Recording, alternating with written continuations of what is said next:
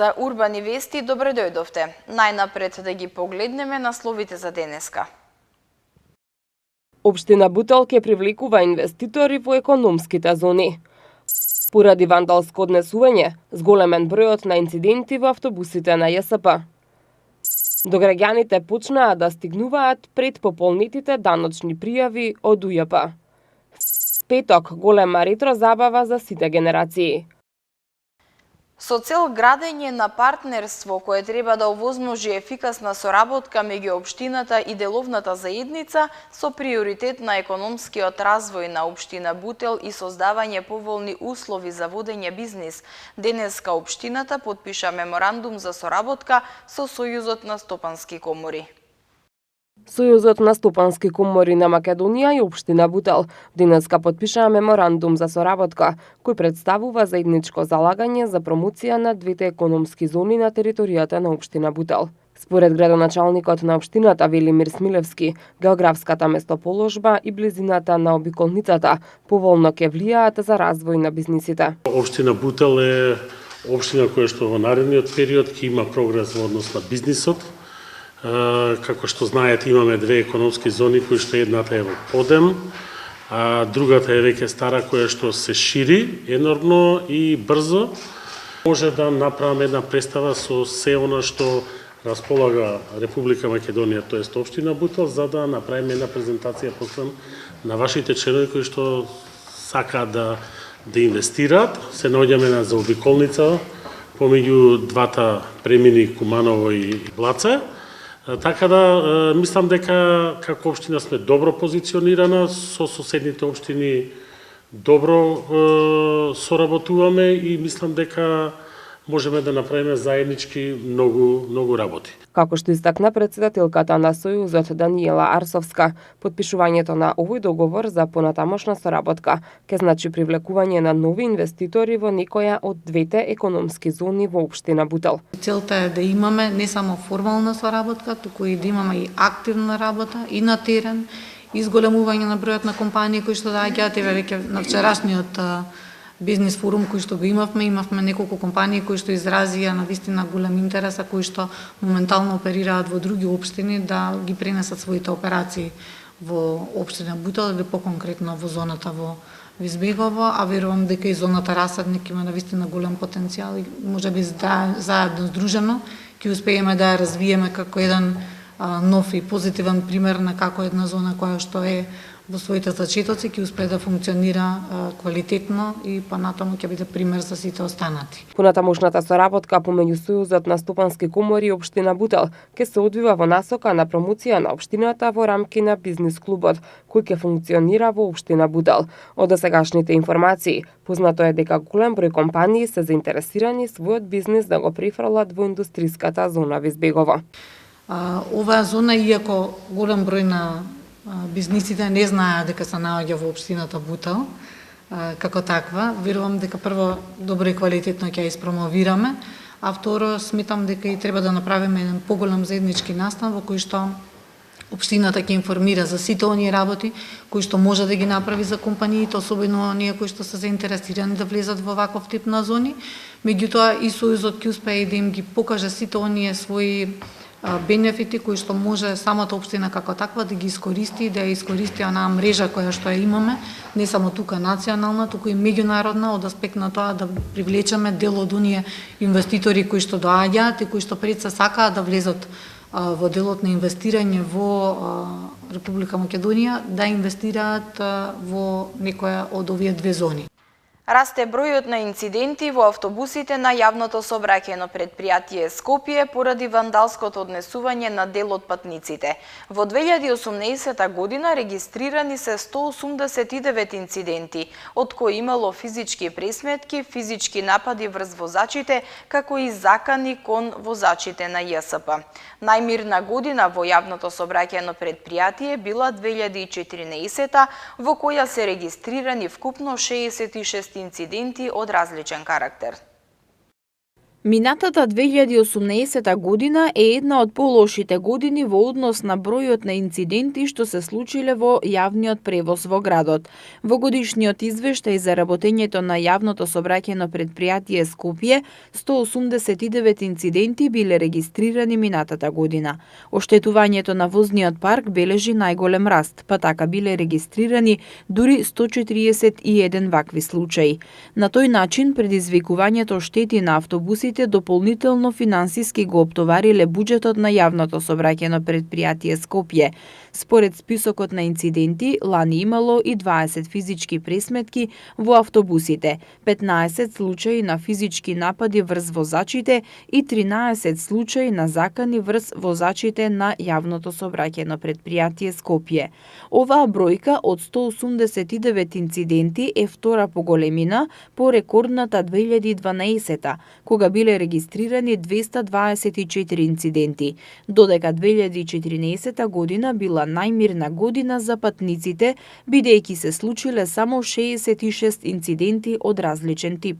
Исто така, во годишниот извештај на јавното сообраќајно предпријатие Скопје привлекува внимание намалениот број на сообраќајни незгоди во кои учествувале возила на ЈСП. Во 2018 се случиле 291 сообраќајни незгоди, што значи имало 8 пати помалку во споредба со 2017 година.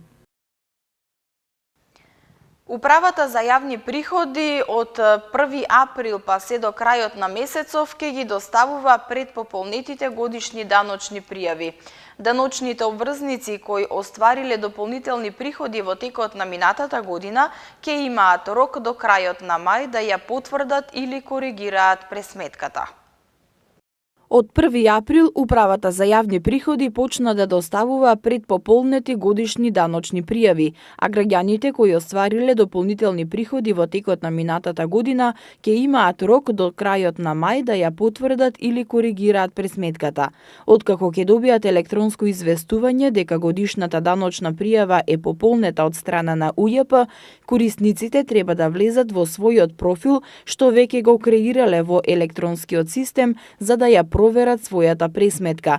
Од УЈП не очекуваат проблеми со оглед на тоа што ова е нов начин на пресметка на годишните даночни пријави. Сепак, доколку се случи некој корисник да не добие такво известување, до крајот на месецов треба да пријави во управата за да се провери каде настанал проблемот. Како што информираат од УЈП, во електронскиот систем се регистрирале околу 700.000 граѓани кои минатата година оствариле дополнителни приходи. Остануваат уште 2 дена до големата ретро забава на сите генерации Forever Young, која ќе се случи во VIP арената Борис Трајковски со почеток во 21 часот. Најавено е дека најдобрите диџеи на едно место ќе ги забавуваат присутните до раните утрински часови. В петок во VIP арената Борис Трајковски ќе се одржи големата ретро забава за сите генерации со почеток во 21 часот. Оваа забава ја организира познатиот скопски менаџер Милорад Цајич Цајо, кој како што изјави за Прва Скопска, забавата е за сите генерации кои пораснаа, а се чувствуваат млади. Организаторот најавува забава каква што долго време не му се случила на Скопје. Затоа на 5 април музичкиот избор на диџеите ќе им ги врати убавите спомени на младите денови на оние кои пораснале во дискотеките, забавувајќи се до раните утрински часови. Цајо додаде дека за забавата има голем интерес, а VIP арената очекува да биде полна со граѓани од повеќе генерации. Ова голема ретро забава е уствари она под голем јубилеј за Скопје и за Македонија. 69-та година, 1969 е првото диско, тоа е техно метал. Оваа година се прави 50 години од дискотеките во Македонија, 2019. Поводот беше за оние генерации кои седат дома, а се чувствуваат млади, да излезат малце повеќе да покажат дружба и да се врати на смевката на луѓето, бидејќи мислам дека со нивните обврски ја изгубивме и на смевката, да се вратат на едно убаво време, на едни убави моменти од 70-тите, 80-тите и 90-тите години од минатиот век во музичкиот дел, каде што остави голем печаток музиката од тој период. И тоа беше поводот да се направи оваа ретро забава Forever Young. Ќе биде 5 април, петок навечер со почеток од 21 часот во VIP Арена Борис Трајковски. И ќе продефилираат одлични ретро диџеи од времето, како што е диџеј Вера Јанковиќ, диџеј Цена, диџеј Струја, диџеј Ерик Фокс, Зоки Антена 5. Се надевам дека ќе настапи господинот Драган Костич и диџеј Баџо од времето на Хард Рок, на МНТ, на Метропол и така натака. Ова ќе биде збогатено, значи, со доста некои моменти кои ќе ги оставиме малце да бидат во тајност. Повеќето ќе биде клубска забава, ќе има одличен значи стејдж, попратено со големи лед скринови кои ќе обогатат со светло и звук како во дискотеките на времето. И мислам дека тоа ќе остави малце поише впечаток на луѓето, ќе ги врати малце ретро на тие настани од 80-тите години и 90-тите, кога Скопје жареше и палеше со ноќниот живот до 6 часот наутро. Имавме огромни дискотеки кои работеа со капацитет преку 3-4 илјади луѓе навечер. Не постоеше, значи, ден да биде петок и сабота ден за излегување, него во тоа време оставија многу убави моменти, затоа што и во среда и во четврток дискотеките беа полни. По повод оваа спектакуларна ретро забава, денеска беа доделени наградите за трајни вредности на дискотека Техно Метал, Мусандра, Диско Турист, Огниште, дискотека Панорама и дискотеката Верна. Најмалку половина од луѓето во светот не ги добиваат здравствените услуги. Мобилните телефони штетно влијаат врз здравјето на децата. Фраерски е да се чита. Кампања за читателската свест кај младите. Наглата промена на времето штетно влијае на здравјето. Лекарите советуваат пешачење. Во рамки на одбележувањето на Светскиот ден на здравјето, Светската здравствена организација информира дека најмалку половина од луѓето во светот не ги добиваат здравствените услуги што им се потребни, а 800 милиони луѓе трошат најмалку 10% од нивните буџети за домаќинство за здравствени трошоци. Според податоците на Институтот за јавно здравје во нашата држава, континуирани се напорите на универзалната покриеност со здравствени услуги. Светскиот ден на здравјето 7 април е еден од многуте можности за да се комуницира за важноста од еднаквост во здравствените услуги, не само за здравјето на поединците, туку и за здравјето на економиите и општеството во целина. Светската здравствена организација на овој Светски ден на здравјето се фокусира на универзалното здравствено покривање. Податоците оттаму се дека најмалку половина од луѓето во светот не ги добиваат здравствените услуги што им се потребни. Над 800 милиони луѓе, речиси 12% од светската популација, трошат најмалку 10% од своите буџети за домаќинството за здравствени трошоци. Растечката побарувачка за здравствените работници се предвидува да додаде околу 40 милиони работни места во здравството во глобалната економија до 2030 година. Според директорот на Институтот за јавно здравје, во нашата држава континуирани се напорите за универзална покриеност со здравствени услуги, што се согледува преку одделни индикатори. Имено постои тренд на намалување на доеничката смртност. Стапката на породени со стручна помош континуирано изнесува околу 99%. Стапката на инциденца од туберкулоза е намалена од 20,5 на 100.000 жители во 2010 година на 10,5 на 100.000 жители во 2018 година. Опфатот со вакцини се движи во просек од 85 до 90% зависно од извршената вакцинација и ревакцинација. Скрининг програмите за рана детекција на малигните заболувања се спроведуваат континуирано, како и повеќе други состојби за кои постои се уште простор за подобрување. Здравствените работници имаат клучна улога во едукација на пациентите за тоа како да се грижат за своето здравје, координирање на грижата и залагање за потребите на нивните пациенти до менаџерите на здравствените установи и креаторите на политиките. Мобилните телефони стануваат неопходен дел од нашето секојдневно живење, а присутни се кај целата популација без разлика на возраста. Мобилните телефони многу често се причина за намалена концентрација и внимание кај децата за време на наставата во училиште, поради што наставниците имаат проблем со концентрацијата на децата на часовите. Честото користење на мобилните телефони станува неизоставен дел од нашиот живот, а ги користи целата популација од најмали до најстари. Младите на денешницата се првата генерација што може да ужива во мобилната комуникација во секое време и на секое место. Но токму ова може да влијае негативно на децата, нивното однесување и гледање на секојдневието. За многумина од нив мобилниот телефон е предмет што им овозможува подобро да се вклопат во средината што ги обкружува, односно во друштвото на своите врсници, што им влева поголема самодоверба и сигурност.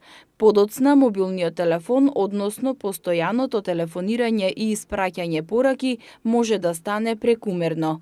Едно истражување спроведено на Универзитетот во Шефилд докажува дека 90% од пораките што секојдневно биле испратени и примени биле од деца, од кои 16% праќале дури до 10 или повеќе пораки во еден ден. Денес 7 од 10 деца, без разлика дали на предучилишна или на училишна возраст, имаат мобилен телефон што постојано го користат. Мобилните телефони и апликациите што ги нудат се причина и децата да не ја следат наставата на училиште, поради што наставниците имаат проблем со концентрацијата на децата на часовите. Лекарите пак велат дека паметните телефони влијаат и на здравјето, па затоа се препорачува да се користат мобилните телефони што е можно пократко и да се избере модел на телефон што помалку зрачи. Светската здравствена организација советува децата помали од 2 години да не играат со мобилни телефони, а родителите да влијаат врз децата така што наместо повеќе време да поминуваат на мобилен телефон, ќе ги натераат да се занимаваат со други активности. Со богата двонеделна програма, проследена со голем избор на дела за млади, Издавачкиот центар 3 ја спроведува кампањата за подигнување на читателската свест кај младите. Кампањата се спроведува под мотото "Фраерски е да се чита". Под мотото "Фраерски е да се чита", недела на кул книги во 3, Издавачкиот центар 3 почна кампања за подигнување на читателската свест кај младите. Со богата двонеделна програма, проследена со убав избор на повеќе дела за млади, од 3 очекуваат да ги заинтересираат младите за читање добри книги. Интересни настани збогатени со музика, средба на читатели и млади автори, промоции на книги, се дел од програмата која има за цел приближување на книгата до младите. Преку оваа акција, 3 сака да им покаже на младите луѓе дека книгите нудат слобода на умот, како што не нуди ништо друго. Дека јунаците од страниците се реални и живеат во секој од нив. Дека сите деца се херои ако веруваат во себе. Со оваа кампања нудат еден неограничен свет во кој се е можно.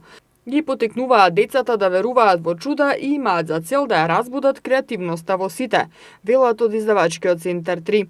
Цитирајќи го славниот Нил Гейман, од 3 потенцираат дека не постои такво нешто како литература за деца и млади, туку има еден свет на фантазија во кој се е можно и сите обични нешта имаат магија, само треба да ја препознаеш. Кампањата "Фраерски е да се чита" на Издавачкиот центар 3 започна вчера. До крајот на неделата и почетокот на следната, метеоролозите најавуваат променливо облачно време со опаѓање на дневните температури. Оваа нагла промена на температурата лошо влијае на здравјето на граѓаните. Одитната медицинска помош посочуваат дека најмногу на удар се хронично болните лица, а останатите граѓани да бидат внимателни. Сончевите пролетни денови малку ќе стагнираат, бидејќи метеоролозите за наредниот период најавуваат променливо облачно време со благо опаѓање на дневните температури и повремени врнежи од дожд.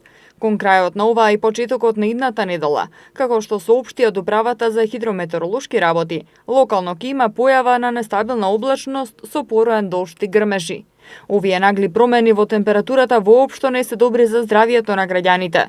За температурните осцилации предупредуваат и лекарите од итната медицинска помош и посочуваат дека граѓаните треба да бидат внимателни. Според лекарите, најмногу на удар се хронично болните лица, па затоа апелираат хронично болните лица редовно да ја земаат терапијата и да се консултираат со матичните лекари. Со цел граѓаните да си го подобрат здравието, лекарите апелираат за редовно пешачење и било каква друга активност.